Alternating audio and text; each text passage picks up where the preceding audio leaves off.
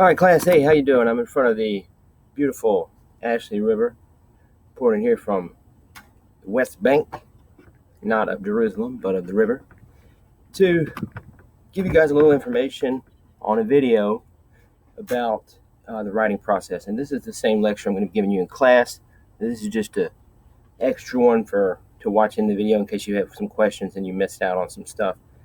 You need to go back and look at it. So this will be posted in the classroom, okay? All right, so first of all, let me hide this.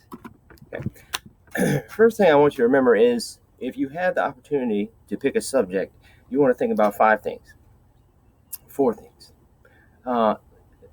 Your interest. You have to be interested in the topic, okay? Appropriate. Propriety. Is it appropriate for the assignment or for whoever I'm going to be writing to, right? Is it going to interest my reader? Not just me. Of course, it's got to interest me, but it's got to interest my reader also. How much does my audience already know? How much do I need to fill in? This is the big conundrum of writing. This is the thing like show, don't tell, okay? I happen to be more on the minimalist side, but that's the hard thing about writing is figuring out how much you need to say and what's going to come across in the amount of words you can put in. And the best idea is to put the least amount of words in describing something that you can, honestly. That sounds crazy, but it usually works the best. All right, so if we're talking about academic subjects, specificity is better. And that does not have to do with just academics. That has to do also with writing. Right? You can't just write a story about a guy that lives in a town. You have to write a story about Howard, who lives in LaGrange, Georgia, and he's a farmer, a cattle farmer, specifics. So specificity is better. And if you're looking for a subject in writing, specificity makes your stuff more manageable. Because look at these three problems here. Okay, these are three topics. Problems in higher education in the U.S. That's huge. You could write volumes and dictionaries about it. 2, problems in higher education in South Carolina. Bring it down a little bit. We can deal with that. Number 3, the best one, problems in community college system in South Carolina. As you can see, the best one is the third one because it's more specific and, like I said, more manageable. All right, so as you're writing, you want to always keep in mind this thing we like to call the rhetorical triangle. Okay, it consists of the subject matter, the audience, and you as the writer. I think I did that backwards. Okay, me, I'm the writer, right? This is my subject matter, and this is my audience. In between there's a fourth transcendent aspect called purpose. It kind of infuses the whole triangle, okay? So purpose comes through in a metaphysical way almost. So that might have been me making it more complicated than it is. There's another picture of the triangle. All right, so let's talk about purpose since it comes through on a metaphysical level. This guy, his name was C. Day Lewis. And Cecil Day Lewis, he said, I do not sit down in my desk to write in order to be understood. I'm not trying to communicate something to you. I'm trying to understand something myself. And that's true. Writing is a method of thinking. Our very categories of thought, what our thoughts are limited to, are our categories of thought, which are our words, Granted, there may be some form of thinking that is beyond words, but usually the thinking you communicate to others is limited to your words. So that's why it's good to have command of different languages. That's why it's good to have a big vocabulary, because you in essence have a more high resolution way of looking at the world and of thinking. All right, so the purposes of writing in general, and this is academic writing. We are not going to adhere to this as much in the creative writing class as we are going to in like a English class, but I give this to both. This PowerPoint here, I give it to both classes. Essentially, these are the academic purposes of writing. You can write to summarize, define, persuade, report, and analyze. In the academic writing, it's going to do all 5 of those at the same time. Now, one thing you need to consider when you're writing either academically or creatively is tone.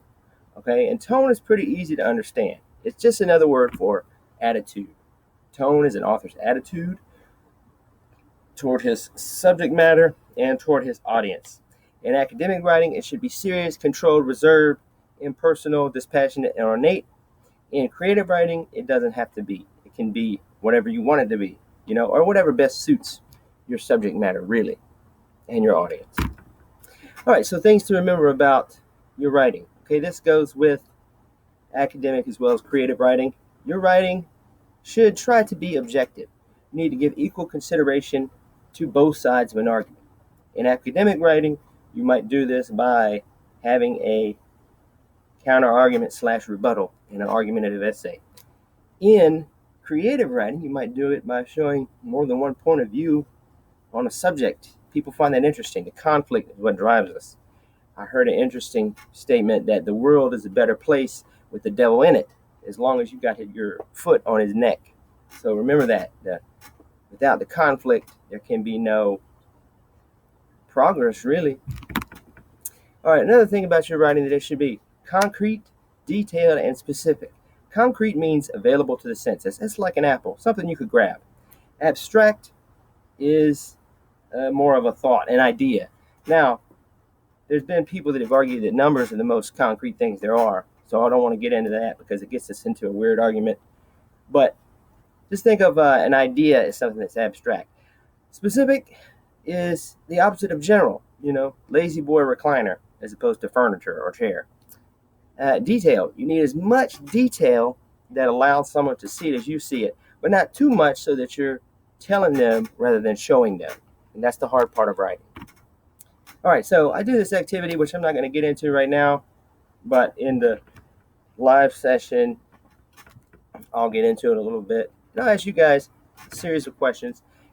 The first one is, when writing, is it best to work on more than one project at a time? I ask you, what do you think? You agree, disagree, strongly agree, or strongly disagree? Okay, and you'll move to the corner and we'll talk about who thinks so and why. People will disagree with each other. Question number 2. When writing, it is best to try to write at least something every day, even if it's just a sentence. Number 3, before writing, it is best to read the work of others you admire. As you can see, these are mostly preference questions. Number 4, when writing, it is best to cut yourself off from any and all distractions. Number 5, it's best to write standing up. All right, now that is a funny one, I know, but there's people that do these. There's people that don't do these. The point is, you have to write in the way that's right for you. You have to find a way that can kind of trick you into doing work. Because nobody's just naturally going to do work. It's hard, right? So Thomas Wolfe, he was 6'6". He wrote standing up. So each of these authors does things different. Donald Hall, he is this guy at the top here with the crazy hair. He's a poet. I mean, he's writing poems, so he does 12 hours a day, and he moves back and forth between about 12 projects or more. Then Philip Larkin, he's a poet also, but he said he only wrote one poem every 18 months. And he only wrote ones that were gifts, Gail Godwin, speaking of gifts, we'll talk about that in a second. Gail Godwin says she goes to her workroom every day and makes a habit out of it. Because what if the angel of inspiration came and she wasn't there? She missed her. The angel's like the muse. And that's true. There'll be times when you probably could be writing and you just waste it. Or maybe not. I've read authors that say, as long as your inspired stuff is about the same as the stuff you do on your daily grind. So anyway, we'll talk more about that later. Okay, Julia Alvarez, she likes to read other people before she writes. Poetry, then prose. She likes to be reminded of the quality of writing she's aiming for so she can copy it. Andre Dubus, he would like students of his to do this. Like Hemingway advised also, was stop writing mid-sentence in order to begin completing the thought next day, right? You stop right in the middle of a project, thereby re-entering the creative flow more easily the next day. So you finish up something and you're at your end of your work time, go ahead and start something else. Get about a little bit into it so that you can just jump right back into it rather than starting cold on something the next day. So I present this to you because it's little tricks like this that help you get to be able to write and do things like schoolwork that you might not necessarily want to do. You have to kind of trick yourself because it's not a natural thing. Charles Dickens, this guy on the right here, he wrote Christmas Carol. He didn't want a great expectations, right? He didn't want to talk to anybody when he was working. There's some people that can do that. There's some people that have to be engaged in everybody else. when they're writing, like Thomas Wolfe. He would be writing walking down the street. He'd be writing standing up, like I said. Airplane. All right, so there's 5 steps to the writing process, and we're going to spend time this semester talking about each of the steps. You got pre-writing, drafting, revising, editing, and publishing. Okay.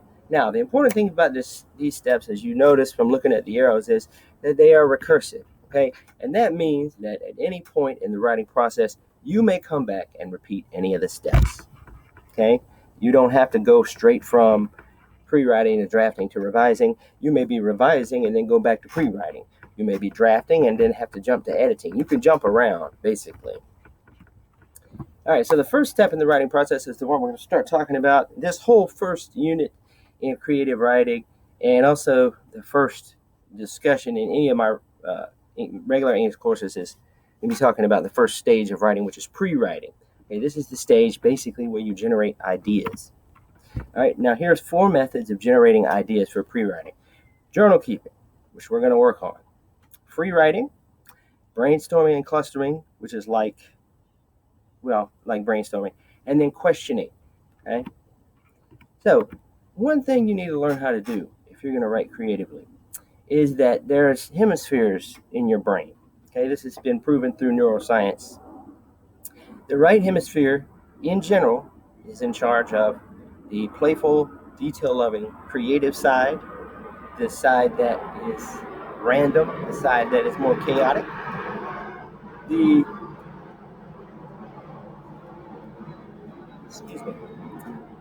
left hemisphere is more linear, organizational, critical side. Okay, so when you start writing, you have to turn off that left hemisphere. That's when you start. Now it's time for it to come back later, and we'll talk more about this as we get into the writing. But all 4 methods of pre-writing, journaling, free-writing, brainstorming, and clustering, they require that you shut down your inner critic. Okay, you only focus on that critical side when it's time to do that during editing and revision. Okay, editing simply means fixing mistakes. Revising means moving things around. Okay, so with journal keeping, the one rule that they say to do is make sure you put something down in it every day, even if it's just a sentence. Free writing, here's an example. You don't worry about mistakes. You just let them go. It's kind of like mindfulness and meditation. In meditation, you want to free yourself from all thought. So as soon as thoughts start to creep in, you label them as thoughts and you dismiss them, and you go back to trying to be mindful of nothing. That's what you're trying to do when you free write. The point is to keep going, and this is the way you become mindful of nothingness in free writing. You just keep going. That's the only point. And you set yourself a time, or maybe I set it for you, 5 minutes, 10 minutes, whatever. The point is you don't stop. Sometimes you work your way from nonsense to a centralized idea.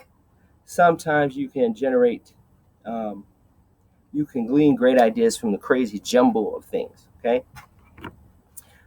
Clustering and brainstorming. This is an interesting kind of thing, and sometimes it's better to do this in a group. But basically what you do is you throw out a concept, and you keep them, by throw it out, I mean you just say it and you write it down. Then you throw out another concept, you say it and write it down, whatever comes to mind. Hopefully it's related to that. Then you draw lines where these ideas connect to one another, okay, and hopefully they all, and a general idea about a certain topic, right? And what you're doing when you organize your thinking that way is you're organizing your writing organically rather than sequentially, and you're helping to make visual the organization of your thoughts. So, for example, I would ask one of you in class, read me this, right? And you would say, oh, I don't know, smart cats catch mice and clean themselves. Dogs don't like them, but dogs don't like cats. And then you know, it's hard to read like that, right? You don't know where to start and where to end. Maybe some of you could read it, but you know, you probably couldn't read this one, right? This is another one about musical artists' responsibility for correct grammar in songs. So there's the main topic. Here, the main topic is cats and dogs. But the point is, you don't read these, right? You look at them. You access them with a different part of your mind, okay? And that's the part you want to engage when you are in the pre-writing process. The last step, or last method for pre-writing is called questioning. And these are the questions you need to ask yourself and make sure you're answering as you begin your writing. Who, what, when, where, why, and how, just like a reporter. Okay? All right, guys. That's all I have for you on this end. Let me make sure I can stop this. All right. Great. See you guys soon.